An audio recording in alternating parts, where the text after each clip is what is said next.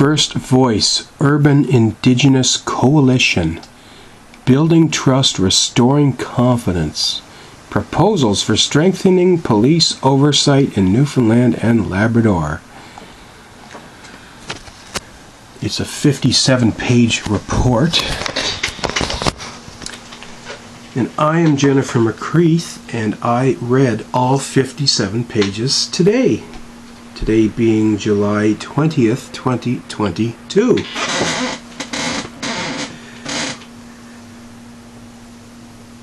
And the first thing I thought when the news reported that this report had been made was, who is First Voice? I don't know who these people are. I don't recall ever hearing about them.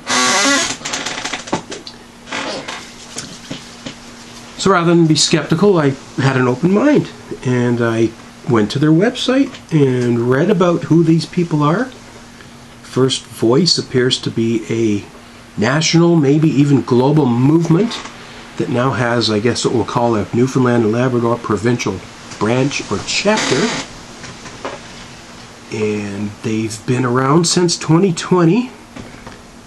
And the First Light, St. John's organization, they may be expanded now beyond St. John's, I'm not sure, but they played a major role in this. But they've got a huge list of partners and stakeholders, so my initial thoughts of dismissing this as who the hell are they changed immediately to, wow, this is a well organized team that's got their ducks in a row. They know who they want to be in terms of their organization, and they want to hold the pen, but they've properly engaged stakeholders and allies as supporting cast members. I'm not going to comment specifically, I guess, on the content of the report, at least not yet, because that would perhaps put me in somewhat of a conflict of interest given where I work now, given where I have worked in the past. But what I do want to point out is, and this is, I guess, specifically for you, St. John's LGBT community, St. John's Pride, and all these other organizations around there, we all seem to be doing our own thing separately in silos. It's funny, there was another report put out about the policing here in, I guess it was specific to the Royal Newfoundland Constabulary, which was commissioned, I believe, by the Minister of Justice. And I guess that report came back and saying part of the issues dealt with silos. The left hand doesn't know what the right hand's doing. Things along those lines. And when 10 different groups are yelling as loud as they can, but if they're really, really small, nobody hears what anyone's saying. And if everyone's saying the same thing, it's like, you know what? This First Voice org structure, to me, as a first-time viewer, shall we say, you think about it. If all these groups that either don't want to work together or don't like each other or feel they're competing with each other, if we all got together and created this, I guess, coalition, is that the right word to use here? And engaged a lot of these same stakeholders? I'll even point out, First Voice, while I guess Indigenous is the primary group that they're looking to advocate for, they do mention other minority groups, including LGBTQ2+, I can't remember the rest of the acronym. I know it keeps evolving, but if these folks want to speak up for me, normally I would say, who the hell are you? But after reading this report, even without really even knowing any of the people who put this report together, there's a strong aura of confidence and trust. And this is not, on quick read, this is not a fringe special interest group per se. This is a legitimate organization that wants to find ways to make our world a better place, not just for their own minority groups, but for other minority groups that they recognize are also facing some challenges.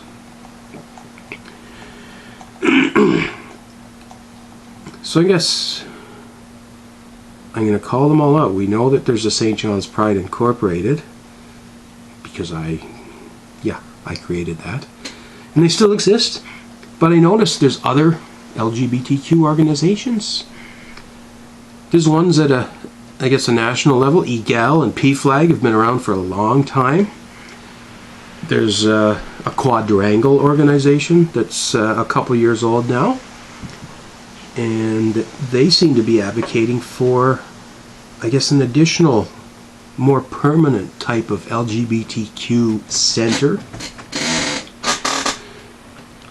I'll even say hello and point out that there are trans-specific organizations out there looking to advocate for the trans community. At least one, maybe two of them have incorporated into nonprofits and have been, active per se for a couple of years. I myself have goals and visions. If those of you who know me may remember how busy I was with trans human rights activism and access to trans healthcare activism, 2010 to 2014. I did a lot of work under a couple of different banners, and I'd like to try to get some of that stuff back up and running. As much as I appreciate the work that a lot of these people out there are doing, again, there's some gaps that are being missed. But again, I think if we could find a way to all come to the table and work together, the whole is greater than the sum of the parts. I know I have strengths and I have weaknesses, and perhaps so do some of all these other groups I've named. But if we can get 20, 30, 40 people all to the table, we might not agree on all the priorities. There's got to be some foundational concepts. Go to this group's website, firstvoiceedl.ca, I think it was. Read up on who they are, what they're trying to do. Because in just 2 short years, they've done a lot. And I find the report, by the way, very interesting.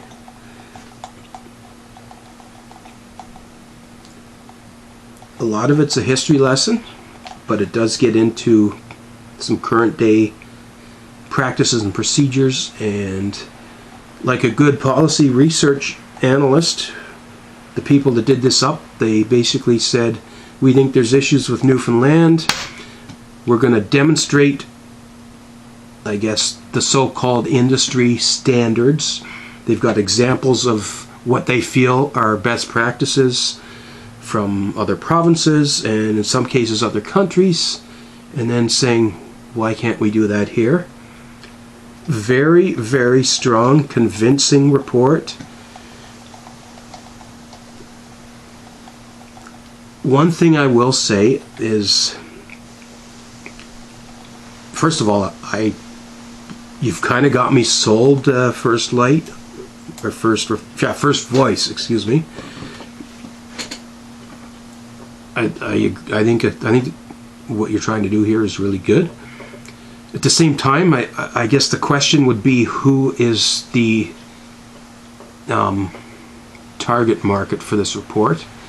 I know the media, they like to skew things whatever direction that will evoke controversy and get more people to watch the news. And I guess the police chief was asked about the report and didn't want to say too much, having perhaps not read the full report or not even aware it was out. I'm not sure. But it appears that, based on my history as a policy analyst and someone who's been a political junkie and involved with politics for many, many years, a lot of these changes can't happen without political support. We're talking cabinet ministers and cabinet specifically, and I guess for the federal ones, cabinet and Senate. Some of the changes being asked for here, it's not just something that someone in a police station can snap their fingers and say, let's do it. It requires supportive change that requires legislative review, legislative changes, and I know the media is trying to portray this as bashing the police, as the police isn't very good or there's problems over there. But get this report out to the government. Both governments, federal, provincial, and even sit down and talk with municipal leaders. There's references to municipal, just some ideologies and things that were going on in some of the municipalities cited in this report. I'm like, that's a good idea.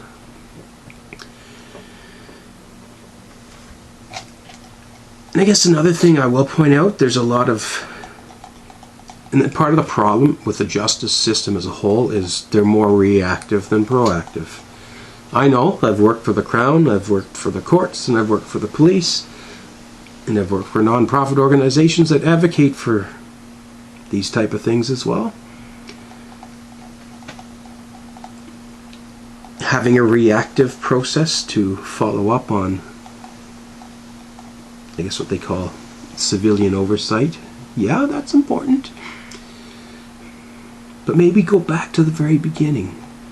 If there really is a problem with the culture of an organization, you don't just change the roof on the house. You got to go to the foundation. And yeah, that's another thing that kind of, I don't know, stood out as people reading this within the justice sector might feel a little defensive about this. They're attacking us. Communication and trust are key in every relationship, and I obviously have no say and no power in what the RNC or the Department of Justice, the Minister of Justice do, but I'm just reacting because I think this report is really good. Two, I'm amazed and impressed with how quickly this new organization has come together, developed relationships with community partners, stakeholders, and again, I always go back to the LGBTQ community or even just the trans community. If we can all get together as a coalition, our voices will be stronger, we'll be taken more seriously, and we'll get more things done. Trans people, we're still struggling to get caught up with issues that many people take for granted. Healthcare. A lot of trans people are still struggling with healthcare, access to healthcare, access to funding for healthcare, access to housing, fair access to employment. I don't know how many of my videos on here are about trans people being underemployed. Human rights is a huge piece to this, and again, I've seen individual trans people make comments online that they feel that there's problems within government, problems within the justice sector. I think we need to all sit down and talk about this and see what's really going on. If there's a problem, we can't correct it if we don't sit down and work together on it. Name calling, bashing people for what happened 150 years ago. I mean, I get it's important to review where we've been, but let's look at where we are now. We can't change what people did 100 years ago. They're probably all dead. And we can learn from history. That's why we have history in school, isn't it? We learn about what went on in the past and we try to analyze it at a very young age. I think I was in grade 10 or 11 when I took a course on Western civilization and learned all about the Roman Empire and everything that went on over in Europe. And it's like, here we are in 2022. And I also studied more recent history like World War I, World War II. Now I see what 2022 is like in the world around us. My goodness, it's like we're making the same mistakes over and over and over as a planet. We're still seeing everything from these global pandemics to attacks from one country onto another. I guess this is, if we're not going to have World War III in this generation, if you take the war in Ukraine and combine that with COVID, as well as a lot of other stuff. I know Afghanistan's had some violence there. It's like, I'm getting old, I'm 48. I haven't seen the world in this bad a shape, ever. 2001, 9/11 attacks, that was terrible too. But I'm starting to think things are even worse now. Younger folks out there, here's your opportunity. The baby boomers are all retiring. There's a few Gen Xers like myself who have been bridesmaids forever. I always joked I'm the young professional still looking for my first senior permanent job, which I still hope to get. I've got a lot of goals. I want to make the world a better place. I know I have knowledge and talent that can make the world a better place, and I'm being held back for a variety of reasons. Some discrimination, some political, some just out of ignorance. I don't know. Well, this has gone on a little more than I thought, but first voice. I'm probably going to reach out to you guys. Not in my capacity as an employee of government, but in my capacity as an LGBTQ person and activist who hears you and sees the frustration, who wants to be a part of the solution. But yeah, I guess politicians, take a look at this, because you could ask everybody in every police organization to read this document, but from what I understand, a lot of the change has to be done by cabinet ministers. So it's the summer, maybe. I think that's the plan, actually. This is a draft. They're going to relaunch a new version in September when everyone's back from summer. Plop it on the lap of the cabinet ministers, give it to the opposition. I mean, this is intriguing stuff here, folks, and I'm not really sure where it's going to end up. And I can't predict how different organizations are going to react to this, but there's just so much potential here for some good things to happen here. And I know there's a lot of angry people who have been hurt and feel excluded or co-opted or left out. And I know what those things feel like because they've happened to me here in the Pride community in St. John's. So I know First Voice, there's probably a few of you on there saying, oh no, not Jennifer McCreath again, but don't judge me based on rumors and innuendo, myths, or even things I did 10 years ago, because I've evolved, I've grown, I've matured, and I've even mellowed. I'm not as angry a person as I once was, and I'd like to think that I could have a good civilized conversation and develop good rapport with just about anyone. Heck, I'm trying to get the LGBT community and the police community to sit down and work together. And that's kind of seen as an almost impossible task, but if I can do that, then I can do anything. So, Political Junkies, NL Polly, I'm tagging you. Go read this. It's interesting. Anyways, hope you enjoyed the video. Hope I didn't ramble on too long. I try to keep my videos short. I guess I still like to talk a lot. Anyways, enough of that.